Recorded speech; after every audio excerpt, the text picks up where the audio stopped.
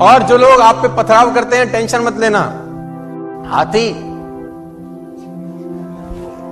हाथी ने कभी भौंकने वालों की परवाह नहीं करी।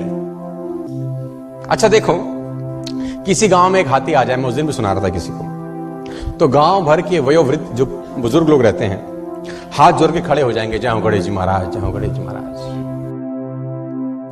एक सज्जन मुझसे बोले कि गांव और शहर में क्या फर्क है? तो मैंने बोला, गांव में हाथी को भी लोग गणेश जी कहते हैं, और शहर में गणेश जी को भी हाथी कहें तो बहुत बड़ी बात नहीं है। और मुझे नहीं लगता कि हाथी के सिवा कोई दूसरा पशु ऐसा है जिसके आगे इतने हाथ जोड़े जाते हैं, मुझे नहीं लगता। लेकिन एक दूसरी विडंबना यह है कि जितने हाथ जोड़े जाते हैं वो और किसी के नहीं जोड़े जाते, और जितने भौंकने वाले इसके पीछे लगे रहते हैं किसी और के नहीं लगे रहते।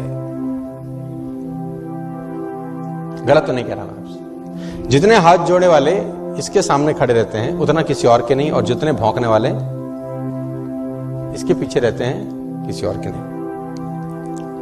गांव भर के वयोवृद्ध हाथ जोड़े खड़े होंगे और भौंकने वाले पीछे पड़े होंगे, तो टेंशन लेने का जरूरत। और मुझे आज तक साला ये बात समझ में नहीं आई कि कुत्तों को हाथी से तकलीफ क्या है।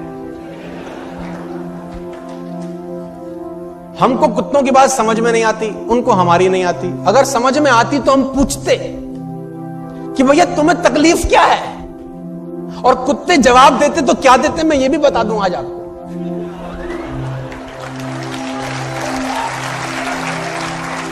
कुत्ते बोलते हैं हमें हाथी से कोई तकलीफ नहीं है, तो फिर भौंकते क्यों हो? तो फिर भौंकते क्यों? बोले एक ही बात बोलते, हमें तो इसके आगे हाथ जोड़े खड़े हुए जो लोग हैं ना, वो सहन नहीं हो रहे साला।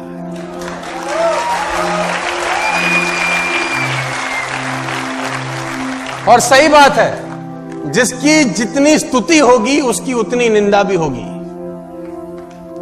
जिसकी जितनी स्तुति होगी उसकी उतनी निंदा होगी। स्तुति करने वाले हाथ जोड़े खड़े होंगे और भौंकने वाले पीछे पड़े होंगे।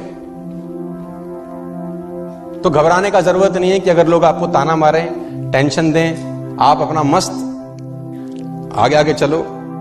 लेकिन दिक्कत क्या है? अच्छा, कुत्तों की इतनी हिम्मत नहीं है कि हाथी के आगे आके भौंके। आगे आके भौंकते नहीं, पीछे भौंकना बंद करते नहीं।